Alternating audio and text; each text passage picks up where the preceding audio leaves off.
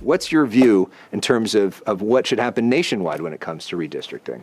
Well, first of all, in California, it's a big mistake to go and to dismantle and to basically kind of get rid of the independent redistricting commission under the auspices of we got to have more power than the Republicans. And we got to fight Trump. Because, yes, they are fixing the elections in Texas. But that does not mean that California should fix the elections because of that. Two wrongs don't make a right. It's that simple. And whenever the politicians say that we're only doing this temporarily with the redistricting commission, with the independent one, there's no such thing with politicians and temporarily. Have you ever seen a tax that stopped? When they say this is just temporary, it is permanent. I am for the power of the people, not the parties, and therefore I say vote no on Proposition 50. Because when I talked to Governor Newsom about this and about your conversation with him about this, he told me that he said to you, if we are not successful that there will be no more independent redistricting, the whole thing's over. He has no faith in President Trump in order to do fair elections if Republicans have all control, and he says that it is temporary. You don't buy what Governor Newsom's saying? Of course not. Look, I've sat there in Sacramento. I've listened to the politicians for 7 years. They are not interested in giving any power to the people. The only interest that they have is to take power away from the people and grab it themselves. So this gives them a great opportunity by saying, oh, we have to fight Trump. Let's go and get rid of our democratic principles. Imagine to fight for democracy and to get rid of your democratic principles. It doesn't make any sense. And plus, we have so many homeless people in California. And there they cannot do anything about it. But they're spending $200 million on a special election.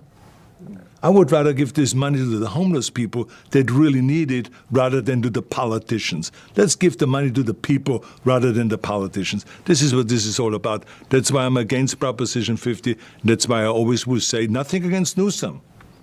We don't have a fight over this at all. Yeah, because you guys met. What was that like when you It was a met wonderful together? meeting. He told me what he felt. I told him, I said, I totally get it. Because this is what you need to do to be the leader of the party. I totally get it, but I'm not a party person, I said. I'm a people's person. Are you going to be campaigning anymore? What's your role? Are you going to be doing interviews, going around the state, doing rallies? What's your role in this campaign? I have no plan. All I wanted to do really is to come out and to say to the people, hold it. Before you go and vote, you should know this is a scam. And vote no on Proposition 50. So,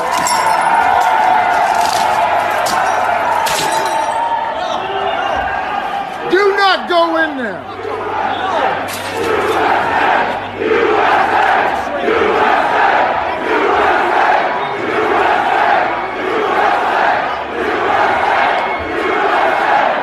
A radio journalist from Michigan was shooting video that day at the Capitol. What he captured were two most charitably called suspicious actors, but they are dressed in such a way that led him to believe that they were government agents. And one of them, after the windows had been broken by a protester, it was encouraging people to pull the rest of the glass out and go inside.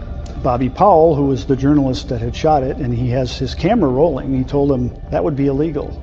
And that wouldn't be a good idea. He warned people off not to go into that window. And then he turned his camera around and he caught this agent or suspicious actor pulling a large pane of glass out, this tempered glass. It kind of folds into itself, crunch onto the ground. When he realized he was being filmed, he quickly dropped it. It seems apparent on the video that he did not want to be seen doing what he just did. So he pulled in a protester and started blaming him. He said, "What are you doing breaking that window?" The poor fellow that was being accused didn't know what was going on. And then he gave him a couple of really good shoves and cocked his arm like he was going to punch him. We don't know. His facial image is not on any of the Sedition Hunters sites or the FBI's Most Wanted site, but he clearly was committing criminal damage to property, and he has not been charged. So it raises a question of why. Also, the individual trying to, again, opening the window up is even encouraging people to enter, I believe, as well? Yes. What's he saying? Well, he said, why don't y'all open the rest of it up? Why don't you guys open up the rest of it? Because I think that's probably want to do while we work out our differences? So wrong. This is democracy.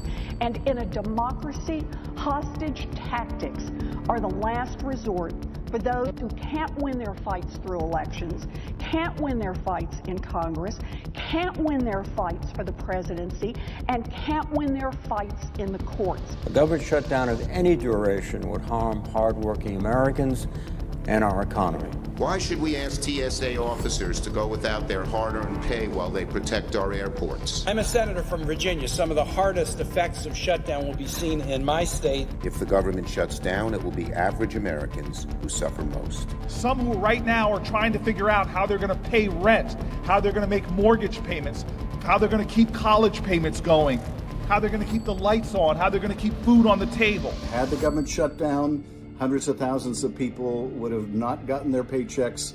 Federal employees would have been furloughed, sent home. Our military won't get paid. Head Start teachers won't get paid. Our wildfire fighters won't get paid. Federal prison guards won't get paid. A government shutdown means seniors who rely on Social Security could be thrown into chaos. Our veterans could see regional VA offices shut down and support services put on hold.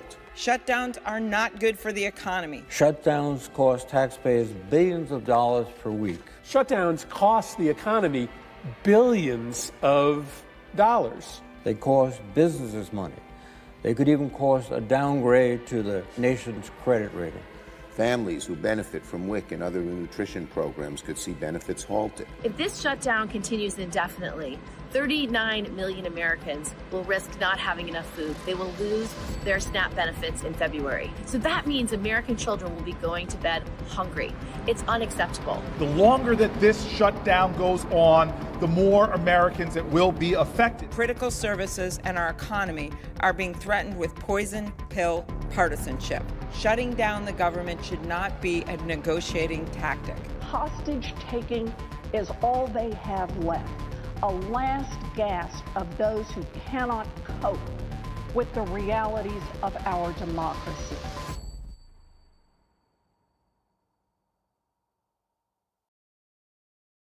To hold these people hostage, instead of just letting them do their jobs, which they want to do while we work out our differences, so wrong. This is democracy. And in a democracy, hostage tactics are the last resort for those who can't win their fights through elections, can't win their fights in Congress, can't win their fights for the presidency, and can't win their fights in the courts. A government shutdown of any duration would harm hardworking Americans and our economy. Why should we ask TSA officers to go without their hard-earned pay while they protect our airports? I'm a senator from Virginia. Some of the hardest effects of shutdown will be seen in my state. If the government shuts down, it will be average Americans who suffer most. Some who right now are trying to figure out how they're going to pay rent, how they're going to make mortgage payments, how they're going to keep college payments going, how they're going to keep the lights on, how they're going to keep food on the table. Had the government shut down, hundreds of thousands of people would have not gotten their paychecks. Federal employees would have been furloughed, sent home. Our military won't get paid. Head Start teachers won't get paid. Our wildfire fighters won't get paid. Federal prison guards won't get paid. A government shutdown means seniors who rely on Social Security could be thrown into chaos. Our veterans could see regional VA offices shut down and support services put on hold. Shutdowns are not good for the economy. Shutdowns cost taxpayers billions of dollars per week. Shutdowns cost the economy billions of dollars. They cost businesses money. They could even cost a downgrade to the nation's credit rating. Families who benefit from WIC and other nutrition programs could see benefits halted. If this shutdown continues indefinitely, 39 million Americans will risk not having enough food. They will lose their SNAP benefits in February. So that means American children will be going to bed hungry. It's unacceptable. The longer that this shutdown goes on, the more Americans that will be affected. Critical services and our economy are being threatened with poison pill partisanship. Shutting down the government should not be a negotiating tactic. Hostage taking is all they have left, a last gasp of those who cannot cope with the realities of our democracy.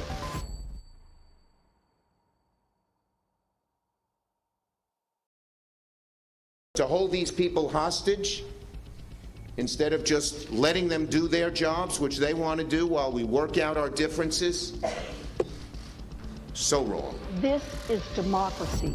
And in a democracy, hostage tactics are the last resort for those who can't win their fights through elections, can't win their fights in Congress, can't win their fights for the presidency, and can't win their fights in the courts. A government shutdown of any duration would harm hardworking Americans and our economy. Why should we ask TSA officers to go without their hard-earned pay while they protect our airports? I'm a senator from Virginia. Some of the hardest effects of shutdown will be seen in my state. If the government shuts down, it will be average Americans who suffer most. Some who right now are trying to figure out how they're going to pay rent, how they're going to make mortgage payments, how they're going to keep college payments going, how they're going to keep the lights on, how they're going to keep food on the table. Had the government shut down, hundreds of thousands of people would have not gotten their paychecks.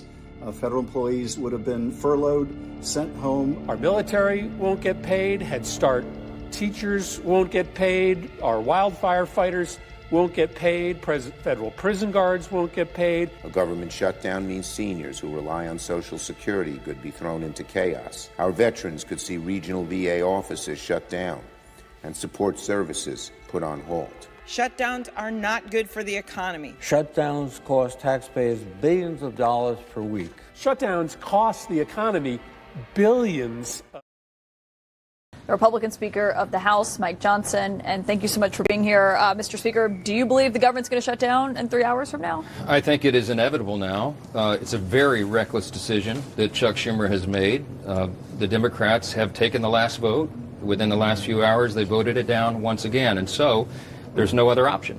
Now, it's important to note what they're doing here. They're throwing a fit. They're making partisan arguments. The House did its job. We sent to the Senate a clean CR. What that means, it's a very short stopgap funding measure so that the appropriators in Congress in both parties can continue their work of doing the appropriations bills, 12 separate bills. We've made a lot of progress in that. We just need a little more time because tonight is the end of the fiscal year. Chuck Schumer has refused to give the extra time. Why? Because we won't agree to restore health care to illegal aliens. Because we won't agree to give $500 million back to the Corporation for Public Broadcasting. He wants to cut the big fund of $50 billion that we set aside to support and prop up rural hospitals in America. Because we won't agree to those partisan demands. And $1.5 trillion in new spending on a 7-week stopgap funding measure, he's decided to shut the government down. It's real pain for real Americans, and it's so frustrating. I heard you make that first point at the White House yesterday after the meeting y'all had with the president and with Chuck Schumer and Hakeem Jeffries. People, as you know, people who are here in the United States legally have never been eligible for the Obamacare subsidies, for Medicare, for Medicaid. So what exactly are you saying that they're trying to do when you talk about giving free health care to them? I'm so glad you asked. Okay, so when we passed the One Big Beautiful Bill, the Working Families Tax Cut, we had Medicaid reforms in the bill. You and I talked about it on the air. What we did was to eliminate fraud, waste, and abuse. There were a lot of people on the program who were enrolled in the program who were never eligible to be there. Medicaid is intended for eligible U.S. citizens, not illegal aliens, not also U.S. citizens who are able-bodied workers like young men. So we passed the law. The president signed it into law. Democrats voted against it, of course, and it's been wildly successful. The CBO, the Congressional Budget Office, which is the neutral arbiter of all these things, released a report a few weeks ago, earlier this month, and they said, you know what? The bill has had its intended purpose. Premiums are coming down, listen, because 2.3 million ineligible enrollees had been kicked off of Medicaid, which helps to save the program, prop it up.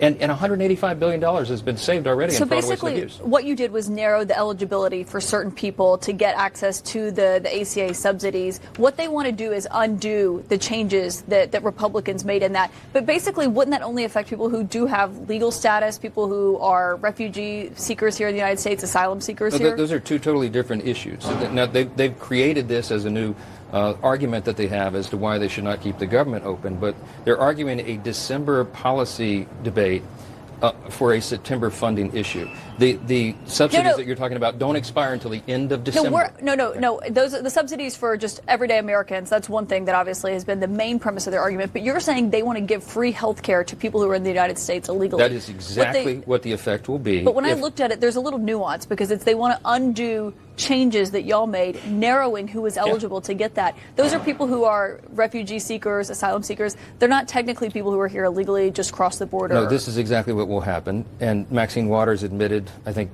accidentally today on the House steps, they want to give health care to everybody. But Maxine Waters is not in charge. She's not the one. She didn't write She's this one of the proposal. senior leaders in the bill House. that Democrats And everybody should Google it and read their counter proposal yourself. But you see yourself. my point, right? You're making this argument that they want to just give health care to everyone who's here illegally. This is not for people who cross the border and don't have paperwork. These are people who have temporary protected status, right? No, absolutely what will happen if that counter proposal was enacted is illegal aliens would be paid for.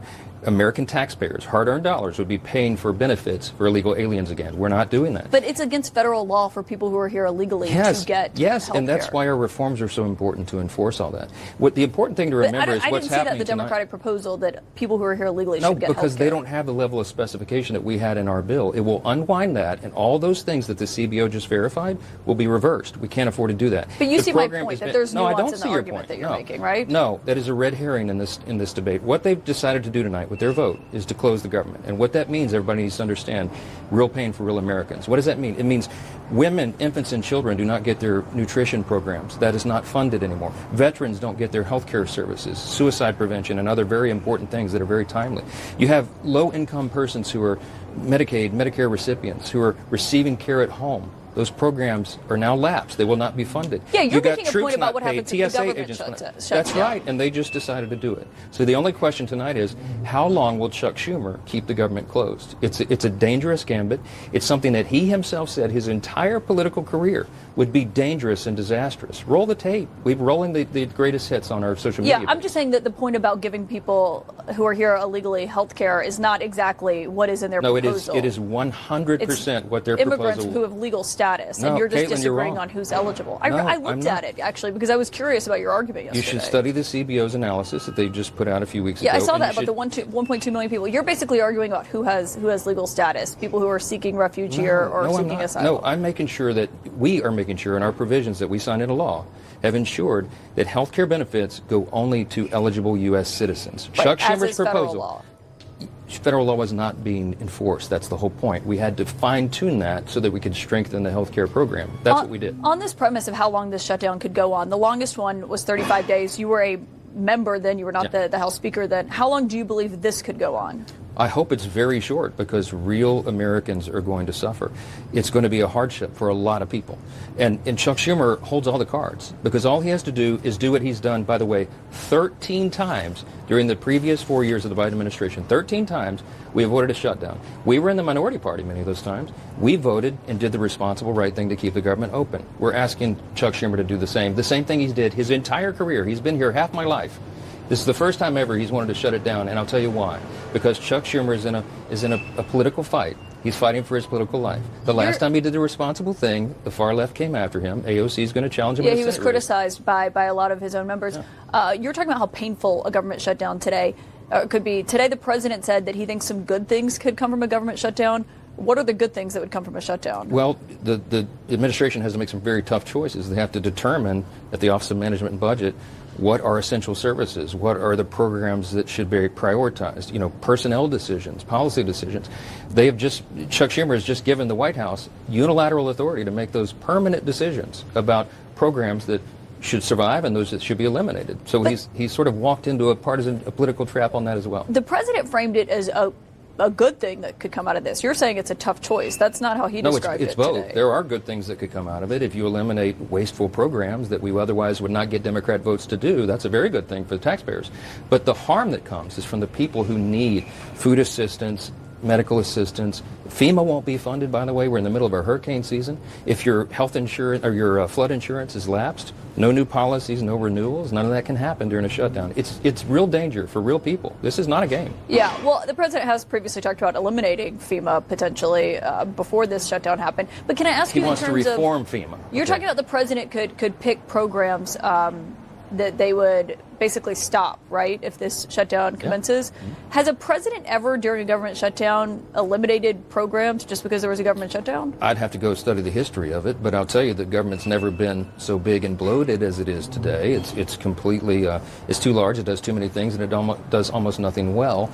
There's a lot of reform-minded people in the administration who would like to streamline government. So would conservatives, so would all of us. Not in a way that disenfranchises or hurts anybody, but in a way that makes government work more efficiently and effectively for the people. That's what our legislation has done. That's what the big beautiful bill was about, and we'd love to continue that theme. And if Chuck Schumer wants to keep the government shut down and give the White House full authority to do that, some good things may come out of that, indeed. As a constitutional lawyer, do you think you would be okay if a government shutdown happened under President Biden and he canceled programs unilaterally because of it? We didn't allow that to happen because I'm more responsible than that. When the Republicans were in the minority, we delivered the votes to keep the government open because we don't want to hurt the American people. Chuck Schumer has made the decision unilaterally. He's the leader of the Democrats in the Senate to keep the government shut down for his own personal reasons. It is extremely selfish and stunning to me that he is willing to do that. There's no way out of the trap. We didn't put partisan provisions in the CR. We could have. I could have loaded that up with all of our partisan policy preferences, but I didn't because we're operating in good faith. The reason we need, again, just the short-term extension to November 21st is to allow the appropriators to do their job. They need more time to do it in a bipartisan fashion, by the way. They agreed, Republicans and Democrats agreed, November 21st would be the appropriate date to extend it. That's all we're asking for is time. And some Democrats have argued, this is our moment to use our leverage, so we should use it. It reminded me of something that now Vice President J.D. Vance said when he was a senator here on Capitol Hill. Why shouldn't we be trying to force this government shutdown fight to get something out of it that's good for the American people? Are they just using their leverage like a position that he once held? Well, unfortunately for Chuck Schumer, he doesn't have willing partners on the other side. There's no game to play here. The White House, the president, the vice president, we were all in the Oval Office together yesterday. Leader Thune, I, the Republican leadership in the Senate and the House and the White House are completely unified on this. There's no daylight between us. We want to keep the government open to serve the people. Chuck Schumer and the Democrats have decided to close it. We'll see how long this standoff continues, but it's real people that get harmed in the process. Leader Thune said earlier today that he's not going to negotiate until the government is back open. Is that your position as well with Hakeem Jeffries? Yeah, look, there's plenty of time to debate these policy issues and extraneous matters, but you have to have the government open first. It's the first most important responsibility of Congress to keep the government operating for the people, and the Democrats have decided not to do that. But so is that your position, that unless the government is open, that you're not going to go negotiate with them either? Yes, there's nothing to negotiate. There literally is nothing I can pull out of the CR to make it better. It is a nonpartisan CR that they've already voted for. Chuck Schumer already voted for this exact measure in March and said at the time it was the right thing to do. The only thing that changed between now and then is he's in more political jeopardy. Well, they've also argued because of the passage of the one big beautiful bill. But can I ask you? Nonsense. Look at the facts. That's the Democrats' argument. Can I ask you, earlier today, a Democrat came up to you, Congresswoman Madeline Dean from Pennsylvania, and basically she described it as confronting you over a post by the president last night of Hakeem Jeffries and Chuck Schumer after y'all's meeting at the White House. She was asking you if you believed it was racist and said that you should call it out. What is your description of what happened in that interaction? So, as I always do, I'm the Speaker of the House. So I represent Republicans and Democrats in that capacity, and I always hear complaints and concerns from members, and I always stop and hear that. And I did that for Madeline Dean. I respect her as an individual. We disagree on every policy matter. And she was concerned about a social media post of the president who he meant as a joke. And we talked about that. I told her I disagreed with her perspective on it. But I tried to bring her back to the real issue. The fight tonight is not about social media posts. The fight is about whether they're going to keep the government open for the American people. people. And she's one that voted against that in the House. Quite literally 2 weeks ago when we pushed this measure through the House, the CR, the clean CR, she voted no. Every Democrat in the House except one voted no. They voted to close the government.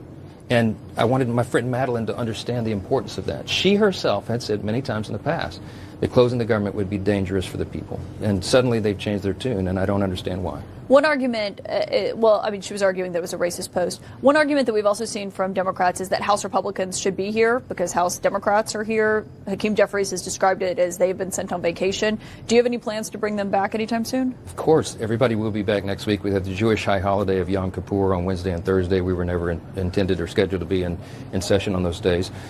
There's always honored holidays every year, so Friday would really be the only day to do any legislative business. But if the government shut down, there's not a big point. There's not a lot of floor activity that can be had until we open the government again. So the House has done its job. Everybody's home working in their districts right now. They'll be back next week, of course, and we'll see what happens. I'm very hopeful that over the next few days, the Democrats in the Senate will come to their senses. Leader Thune is going to put the bill on the floor repeatedly and give them more and more chances. You saw tonight, a couple of more Democrats peeled off. They don't want to be a part of this. They don't want to be blamed for the government shutdown. And I hope more of them come to their senses. I certainly hope and pray that happens by early next week, and we can all get back to the people's business here. That's the plan. House Speaker Mike Johnson, in your words, we will see what happens and if we're here next week. You know why I cried on election night? Because you thought it was a restoration of the Judeo-Christian values that are inherent to the country, the Constitution. Let me tell you why, because I think you might appreciate this as a historian. Joe Biden sent the entire federal government after Turning Point USA and me personally. They wanted me in federal prison. Right. We don't want that. And by the way, that's what despots do, not Donald Trump. Let me finish. And so when Donald Trump won, it was a sigh of relief that maybe I won't have to go to federal prison. Sure. Maybe I can actually be around my kids. And maybe we can live in a free society.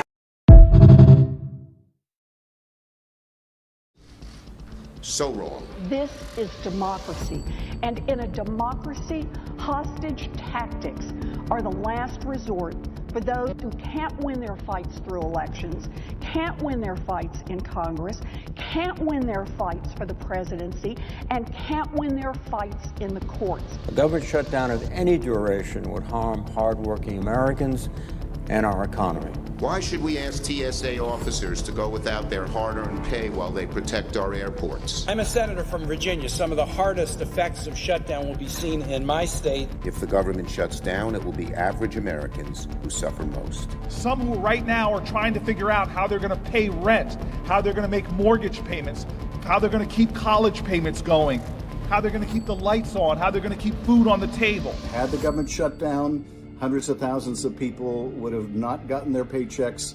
Federal employees would have been furloughed, sent home. Our military won't get paid. Head Start teachers won't get paid. Our wildfire fighters won't get paid. Federal prison guards won't get paid. A government shutdown means seniors who rely on Social Security could be thrown into chaos. Our veterans could see regional VA offices shut down and support services put on hold. Shutdowns are not good for the economy. Shutdowns cost taxpayers billions of dollars per week. Shutdowns cost the economy billions of dollars. They cost businesses money. They could even cause a downgrade to the nation's credit rating. Families who benefit from WIC and other nutrition programs could see benefits halted. If this shutdown continues indefinitely, 39 million Americans will risk not having enough food. They will lose their SNAP benefits in February. So that means American children will be going to bed hungry. It's unacceptable. The longer that this shutdown goes on, the more Americans that will be affected. Critical services and our economy are being threatened with poison pill partisanship. Shutting down the government should not be a negotiating tactic. Hostage is all they have left, a last gasp of those who cannot cope with the realities of our democracy.